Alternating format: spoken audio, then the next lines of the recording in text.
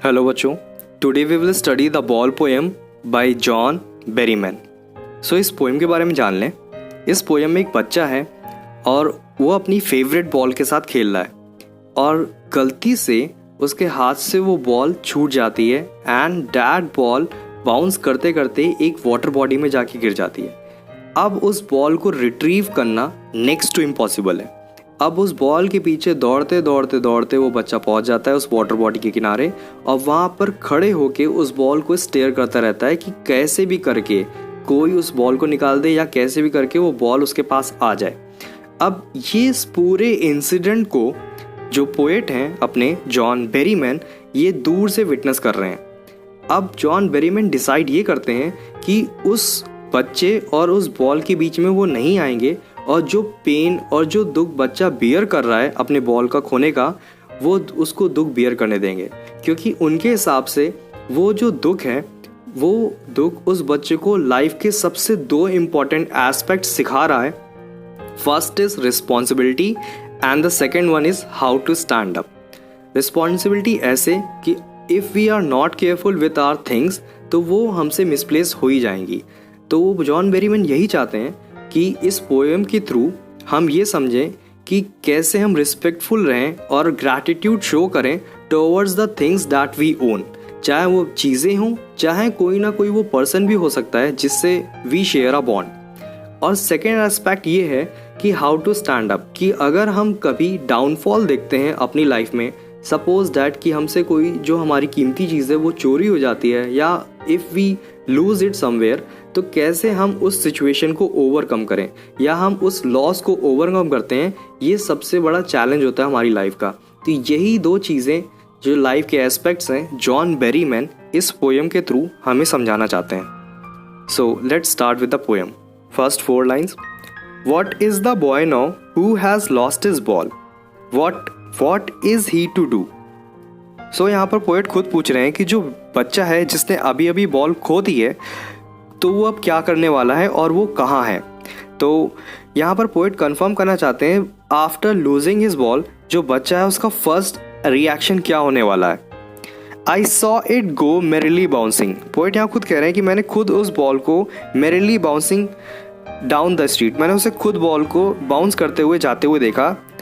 And then merrily over there it is in the water. और poet यहाँ बता रहे हैं उन्होंने खुद देखा बॉल बाउंस करते हुए जा रही थी एंड फाइनली वो जाके पानी में गिर जाती है।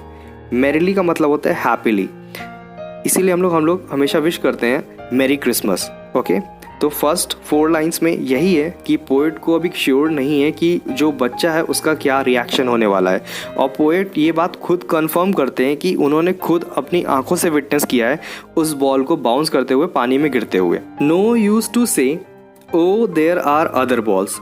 तो पोएट ये कह रहे हैं कि कोई फ़ायदा नहीं है अगर हम उसको दूसरी बॉल्स भी ऑफर करेंगे या उससे हम ये बोल देंगे कि तुम कोई भी बॉल चल के मार्केट से परचेज़ कर लो, तो फाइनली ये वो बात एक्सेप्ट नहीं करेगा। उसका रीज़न ये है कि उसे वही बॉल चाहिए जो अभी उससे खो गई है और जो पानी में चली गई है, जस्ट बिकॉज कि उसके सारे इमोशंस उसी बॉल से जुड़े हुए हैं। And ultimate shaking grief fixes the boy. Ultimate का मतलब होता है फाइनल, शेकिंग का मतलब होता है कपकपाना, ग्रीफ मीन्स पेन दुख, फिक्सेस द बॉय। तो ये जो दुख है जो वो बियर कर रहा है उसकी वजह से वो चुपचाप साइड में खड़ा है और केवल अपनी बॉल को विटनेस कर रहा है, अपनी बॉल को देख रहा है और इससे ज़्यादा वो दुख झेल भी नहीं सकता, just because his pain his grief is ultimate. As he stands rigid. Rigid का मतलब होता है सॉलिड, बिल्कुल स्टिफ, पोल जैसा वो बिल्कुल साइड में खड़ा हुआ है खंबे की तरह। ट्रेम्बलिंग, कपकपा रहा है वो। स्टेयरिंग डाउन, स्टेयरिंग का मतलब होता है घूरना, तो वो केवल अपनी बॉल को घूर रहा है। Staring down all his young days into the harbour where his ball went. तो वो उस बॉल को हार्बर पे जो बॉल पड़ी हुई है उसको देख रहा है। हार्बर का मतलब होता है किनारा। यंग डेज यहाँ पर मतलब ये रेफर करता है डैट की जो बचपन से लेके अभी तक जितना भी टाइम उसने अपनी बॉल के साथ स्पेंड किया, उसके साथ खेला, उसके साथ एंजॉय किया, तो जब वो बॉल अब पानी में चली गई है तो वो साइड में खड़े होकर उस बॉल को देख के उन्हीं पुरानी मेमोरीज को याद कर रहा है कि कभी वो हैप्पीली उस बॉल के साथ खेलता था। I would not intrude on him. तो पोएट ये कह रहे हैं कि वो उस बच्चे और उस बॉल के बीच में नहीं आएंगे। क्योंकि वो चाहते हैं कि जो बच्चा पेन वो जो बियर कर रहा है वो करे just because some way he is learning something. A dime another ball is worthless. तो अगर पोएट कहते हैं कि अगर उसको एक डाइम भी तुम ऑफर कर दो जाके, या कोई तुम उसको ऑफर करो दूसरी बॉल भी, उसकी भी कोई वैल्यू नहीं होगी। वर्थलेस का मतलब होता है something that has no value. तो डाइम का मतलब ये होता है जब 10 सेंट्स होते हैं that is called a dime, और जब 100 सेंट्स होंगे so that will be called as dollar. तो वो कह रहे हैं कि डाइम और अनदर बॉल इज़ वर्थलेस, की कोई वैल्यू नहीं है, वो एक्सेप्ट ही नहीं करेगा क्योंकि उसे वही बॉल चाहिए, क्योंकि उसके सारे इमोशंस उसी बॉल से जुड़े हुए हैं। Now he senses first responsibility in a world of possessions. सबसे पहले इस वर्ड को जान लेते हैं, पोजेशंस।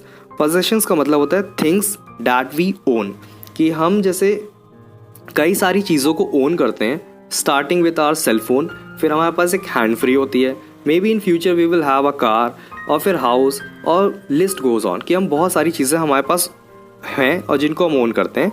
तो वो बता रहे हैं पोएट कि अभी सबसे पहली चीज़ उसने समझी है दैट इज़ रिस्पॉन्सिबिलिटी, कि अगर लाइफ में आगे चल के कई सारी चीज़ों को ओन करना है तो हमें उन सब चीज़ों को संभालने के लिए रिस्पॉन्सिबल भी बनना पड़ेगा।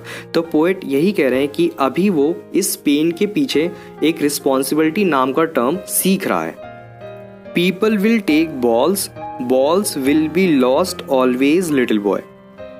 तो पोएट ये कहना चाहते हैं कि जैसे अभी ये बॉल खो गई है बच्चे से, वैसे आगे जब फ्यूचर में वो बॉल्स को ओन करेगा तो वो भी खो सकती हैं। हर एक कमोडिटी, हर एक मेटेरियलिस्टिक थिंग ससेप्टेबल है खोने के लिए या चोरी होने के लिए। अगर हम बिल्कुल भी रिस्पॉन्सिबल नहीं रहेंगे तो वो हमसे छिन जाएंगी। पीपल विल टेक बॉल्स, तो पोएट ये भी कहना चाहते हैं कि कोई दूसरा भी आके हमसे हमारी कीमती चीज़ों को छीन सकता है। अब यहाँ पर ये बात समझने वाली है कि जो वर्ड बॉल्स है that not only represent balls, इसका मतलब है उन चीज़ों को रिप्रेजेंट करता है ये वर्ड जो चीज़ें हमारे लिए बहुत कीमती होती है, जिनको हमेशा अपने पास रखना चाहते हैं।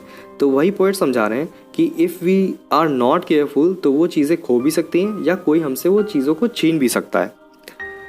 No one buys a ball back, और अगर वो हमसे कोई चीज़ मिसप्लेस हो जाती है या कोई चोरी हो जाती है तो हम दूसरों से एक्सपेक्टेशन ना रखें that somebody is going to buy it for us, कि कोई हमारे लिए वो चीज़, कीमती चीज़ खरीद के वापस दे जाएगा। Money is external. अब ये बात समझने वाली है कि पोएट ये कहना चाहते हैं कि मनी एक्सटर्नल है और जो हमारे इमोशंस होते हैं दे आर इंटरनल। इसको ऐसे एग्जांपल से समझो, जैसे कि हमारे पेरेंट्स हैं और सपोज दैट वो कहीं चले जाते हैं and somebody is going to pay for them, कि हमें वो अमाउंट दे रहा है, तो फाइनली वो अमाउंट हमारे पेरेंट्स को कभी भी इक्वलाइज नहीं कर सकता क्योंकि हमारे पेरेंट्स से वो इमोशंस कनेक्टेड हैं। तो वही चीज़ है कि मनी के ऊपर चीज़ होती है वो है emotions. He is learning well behind his desperate eyes. तो यहाँ पर जो बच्चा है वो साइड में खड़े होकर जब वो अपनी बॉल को देख रहा है तो फाइनली उस बॉल को देखते देखते वो जो दुख है, जो पेन है, वो कुछ ना कुछ वो पेन उस बच्चे को सिखा रहा है। डेस्परेट का मतलब होता है किसी चीज़ को पाने की इच्छा। तो यहाँ पर जो बच्चा है उसकी केवल एक ही इच्छा है कि वो बॉल उस बच्चे के पास वापस आ जाए। The epistemology of loss. Epistemology means the process of knowing something, किसी चीज़ की नॉलेज पाना। तो यहाँ पर जो बच्चा है वो लॉस की नॉलेज पा रहा है। इट मीन्स कि जब कोई चीज़ उससे खो गई है, खोने के बाद जो चीज़ें उसके मन में चल रही हैं, जो इमोशंस वो झेल रहा है, जो इमोशंस वो फील कर रहा है, तो वो कुछ ना कुछ सीख रहा है आफ्टर दैट लॉस, कि उस लॉस के बाद क्या करना चाहिए उसे। हाउ टू स्टैंड अप, कि उस सिचुएशन से वो कैसे डील करे। How to stand up knowing what every man must one day know, कि हर एक इंसान को, यहाँ पर मैन का मतलब ये है हर एक पर्सन को रेफर किया गया है on this planet earth. Knowing what every man must one day know, कि हर एक इंसान को ये बात पता होनी चाहिए कि after that loss, after a downfall, कि उसे कैसे स्टैंड अप करना है, कैसे उसे उस सिचुएशन को ओवरकम करना है। And most know many days how to stand up. और पोएट ये बता रहे हैं कि ज़्यादातर लोग जानते हैं कि उनको उस सिचुएशन से कैसे ओवरकम करना है, उस लॉस को कैसे बियर करना है। ओके, क्योंकि ये लर्निंग प्रोसेस है। जब हम चीज़ों को खोते हैं तो फाइनली हम सीखते हैं कि हमें कैसे ज़्यादा केयरफुल रहना है और कैसे we should take care of other things. यही बात बस पोएम समझाना चाहती है, that responsibility and to move on in life is a key term. Now we will see the literary devices used in this poem. First one is anaphora. अगर हम देखें line number 1 और लाइन नंबर 2 एक ही common word से start है, what से।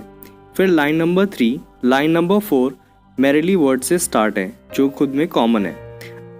अब जब भी मल्टीपल लाइंस किसी एक कॉमन वर्ड से स्टार्ट होती है तो वहाँ पर हम एनाफोरा देखते हैं। फिर उसके बाद जो सेकेंड लिटरेरी डिवाइस है वो है रिपीटिशन।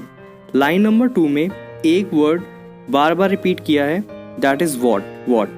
तो यहाँ पर जब भी रिपीटिशन होती है तो पोइट ये चाहते हैं कि जो रीडर है वो उस चीज़ पे फोकस करे, और खुद भी यहाँ पर पोइट बहुत ज़्यादा क्यूरियस है ये बात जानने के लिए कि जो बच्चा है उसका अब रिएक्शन क्या होने वाला है जब उसकी बॉल खो गई है। फिर जो थर्ड लिटरेरी डिवाइस है वो मिलती है हमको यहाँ पर पर्सोनिफिकेशन। अगर हम देखें यहाँ पर तो यहाँ पर बॉल को मेरिली बताया गया है, हैप्पीली बॉल जो है वो बाउंस करते हुए जा रही है। अब बॉल एक नॉन लिविंग एंटिटी है, उसके पास कोई इमोशंस नहीं होते हैं, तो यहाँ पर बॉल को हैप्पी दिखाया गया है, इसका मतलब एक ह्यूमन टच दिया गया है। So that's why here it is personification.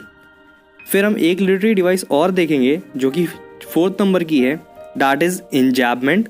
इंजैबमेंट में जब भी कोई थॉट नेक्स्ट लाइन में कंटिन्यू होता है और उस थॉट को प्रीवियस लाइन में एंड नहीं करता poet with using the punctuation marks. जैसे कि लाइन नंबर 2 में हम देखते हैं I saw it go, thought next line में कंटिन्यू हुआ है, एंड देन। फिर लाइन नंबर 3 में एंड देन के बाद फिर से थॉट कंटिन्यू किया पोएट ने नेक्स्ट लाइन में, तो यहाँ पर enjambment. So here metaphor is used. यहाँ पर मेटाफर बॉल्स वर्ड यूज करके किया गया है। तो यहाँ पर जो वर्ड बॉल्स है ये केवल बॉल्स को रेफर नहीं करता, ये रेफर करता है उन सारी कमोडिटी को जो हमको बिलोंग करती हैं और जो ससेप्टेबल हैं खोने के या चोरी होने के। Then we see alliteration. यहाँ पर बी साउंड रिपीट कर रही है, buys a ball back. Then there is repetition also, क्योंकि इस स्टैंजा में जो बॉल्स वर्ड है that is repeating. So here metaphor is used. यहाँ पर मेटाफर बॉल्स वर्ड यूज करके किया गया है। तो यहाँ पर जो वर्ड बॉल्स है ये केवल बॉल्स को रेफर नहीं करता, ये रेफर करता है उन सारी कमोडिटी को जो हमको बिलोंग करती हैं और जो ससेप्टेबल हैं खोने के या चोरी होने के। Then we see alliteration.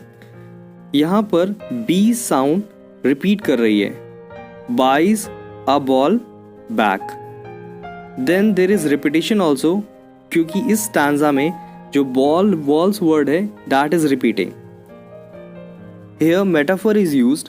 यहाँ पर जो वर्ड मैन है ये मैन केवल मैन को रिप्रेजेंट नहीं करता, it represent to the entire population. और फाइनली उस पॉपुलेशन को कभी ना कभी हम सबको एक टर्म सीखना पड़ेगा, that is responsibility, and another one is how to stand up.